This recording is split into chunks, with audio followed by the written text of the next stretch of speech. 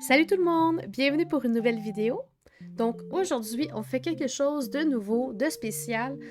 Comme vous pouvez voir dès le début de la vidéo, j'ai fait précédemment un Six fan art avec le thème de Pokémon. J'avais fait ça pendant une convention, je me souviens plus laquelle, pendant l'an dernier. C'était relativement calme, puis je m'étais dit que j'allais avancer dans un projet quelconque, puis j'avais le goût de dessiner des Pokémon. Donc voilà, donc j'avais commencé ça, je l'ai jamais terminé. Puis ça fait quand même un petit moment. Donc j'avais envie de le refaire, mais plus propre, si je peux dire. Dans le sens que les dessins que j'ai faits, ils étaient vraiment faits plus rapides, il n'y avait pas tant de détails et tout. Sauf que là, cette fois-ci, j'avais vraiment envie de donner un petit... quelque chose de plus, là. Peut-être même de vieillir un petit peu les personnages. Parce qu'on s'entend que Ash, comment ça se fait qu'il vieillisse pas, cet homme-là, à travers le temps? Ça n'a aucun bon sens. À quoi qu'il ressemble? Rendu dans la vieille vingtaine, hein? Début trentaine, on veut savoir. On veut savoir. Ben, c'est ça. Fait que probablement dans la vingtaine, j'avais envie de le voir, là. Comment il pourrait devenir un futur, you know, sex symbole. Vous allez voir qu'à travers le processus, je change quand même assez souvent d'idée, que ça peut être changement de la position du bras, changement du placement du personnage. Bref, la composition peut passer de A à Z pendant toute cette phase-là. C'est pour ça que je mets jamais plus de détails, en fait, jusqu'à temps que je sois vraiment satisfaite de la composition. Vous allez voir que pour cette illustration-là, un moment donné, j'ai décidé que Pikachu il allait faire la job en dessous du bras de Ash, puis que Ash, en tenant sa casquette, ça allait venir combler justement le petit vide qui se trouvait en haut dans le coin. Et un peu plus tard, on va voir aussi que je rajoute une main, en fait, parce que je sais pas s'il y en a qui connaissent la règle des tiers. C'est une règle qu'on applique plus souvent en photographie, mais la règle des tiers, c'est que dans le fond, vous divisez toute votre illustration en 9 rectangles et les carrés qui se retrouvent conjoints, en fait, tout au centre, ben en fait, ça devient comme la règle des tiers et il faut que les éléments principaux soient sur ces coins-là. Donc, pourquoi est-ce que je rajoute une main? Donc, ça fait en sorte que j'ai comme 4 éléments, soit le visage de Ash, ses deux mains et Pikachu. C'est pas quelque chose qui est obligatoire, c'est quelque chose que j'enseigne à mes élèves aussi. C'est juste que au niveau de la composition, ça fait vraiment plaisir à l'œil et on s'entend que ça vient bien balancer aussi l'image, mais on n'est pas obligé de le faire. Là. C'est vraiment aussi quand on y pense, je veux dire, ça puis flipper son canevas, je trouve que c'est pas mal au même niveau. Là. C'est pas parce que tu le fais ou que tu le fais pas que ça fait en sorte que ton illustration va être plus réussie ou moins. Donc, une fois que je suis assez satisfaite du brouillon, ben, j'embarque sur le line art. On en a parlé pas mal la dernière fois du line art. J'en parlerai pas trop cette fois-ci du line art. Donc, je me complique pas plus la tête que ça. Je repasse. Il y en a qui trouvent ça bizarre parce que quand que je repasse justement sur mon brouillon, ben souvent je suis pas vraiment. Ben, dans le sens que je suis. Dans le sens que je redessine pas exactement où est-ce que j'avais fait ma ligne sur le brouillon. Ça se peut.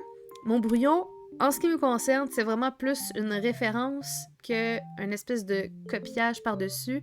Je me suis rendu compte que si je faisais une autre étape qui était entre le brouillon puis le line art, donc une espèce de line art un petit peu plus flexible, plus relax, moins contrôlé, ben ça faisait en sorte que mon dessin devenait un petit peu trop stiff.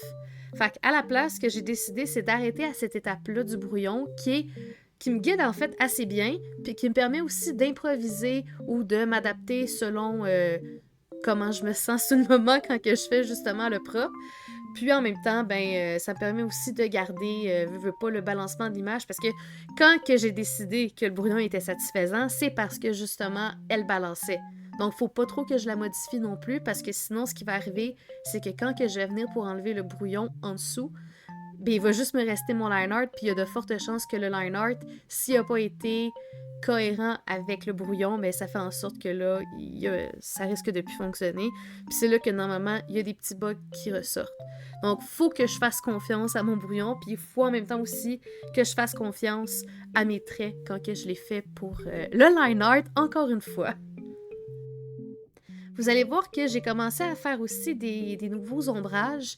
C'est des ombrages où est-ce qu'on a la certitude qu'il n'y a aucune lumière qui peut pénétrer à cet endroit-là. Je suis tombée en amour avec ce style d'ombre-là.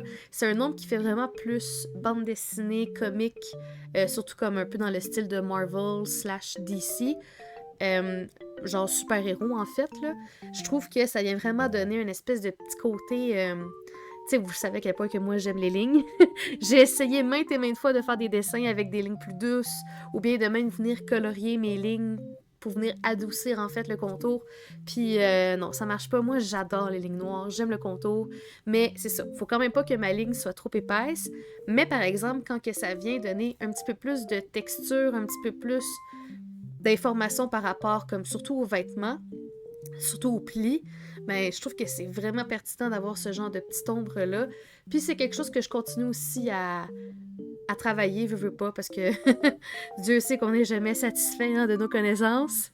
Mais c'est ça. Fait que tout ce qui est ombre et lumière en ce moment, c'est pas mal sur ma to-do list en ce moment. Ça, puis varier aussi les émotions. Parlant de varier les émotions, j'ai envie d'essayer un nouveau style de vidéo. J'ai envie d'y aller avec un peu comme raconter des anecdotes, mais avec une espèce de mini-moi en fait en dessin. En ce qui me concerne, c'est des vidéos que j'aime regarder. Je sais pas si ça va être des vidéos que je vais aimer faire. Je sais que c'est assez exigeant parce que justement, il faut que je crée plusieurs versions de mini-moi en différentes positions selon ce que je vais vous raconter.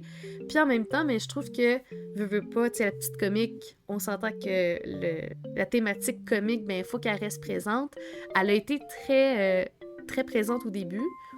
Mais là, plus ça va, puis plus, veux pas, je me tourne plus vers des portraits, puis autre chose, parce que c'est ça que je fais aussi comme travail. Mais j'ai envie de rester, puis de restaurer aussi le côté plus comics de la petite comique. Puis c'est ça. Fait que je trouve que ça va venir un petit peu ramener, dans le fond, aux bases, à nos racines. Donc, je sais pas encore comment je vais m'y prendre, ni à quoi ça va ressembler. J'espère avoir le temps de travailler ça pour la semaine prochaine. Sinon, ben, ça sera pour l'autre semaine d'après. Puis, ben, j'aimerais vraiment ça, avoir votre feedback justement par rapport à ça, si c'est quelque chose que vous trouvez cool ou que si encore, vous, les timelapses, c'est quelque chose qui vous satisfait amplement. Parce que je pense que c'est le fun, des fois, les timelapses, mais que si je fais que ça risque d'être assez redondant. Parce qu'on s'entend que des processus comme ça, vous me voyez souvent faire, soit pendant les lives de Twitch, ou sinon dans des timelapses rapides que je mets dans mes stories Instagram. Donc, on s'entend que maintenant, le contenu du dessin rapide, ben, on a pas mal fait le tour, là. Sinon, ben, ça marque déjà la fin de la vidéo, parce que oui, on va s'arrêter justement au line art. Pour ce qui est de la couleur et de l'ombrage, ça va aller dans une autre vidéo. Je ne mentirais pas que cette semaine, ça a été pas mal rock'n'roll. Je sais pas pour vous le changement d'heure, si ça vous a affecté, mais moi, ça m'a rentré dedans. J'en ai fait des siestes cette semaine. Puis des bonnes siestes, là, pas des petites power naps, là. Fait que, oubliez pas de mettre un pouce si vous avez aimé la vidéo, de commenter si vous avez quoi que ce soit à rajouter. Comme je vous dis, je suis toujours ouverte à tout commentaire, positif ou constructif. Puis sinon, ben, partagez, hein, ça m'aide vraiment beaucoup. Puis bien sinon, on s'en va dans une prochaine vidéo. Bye bye!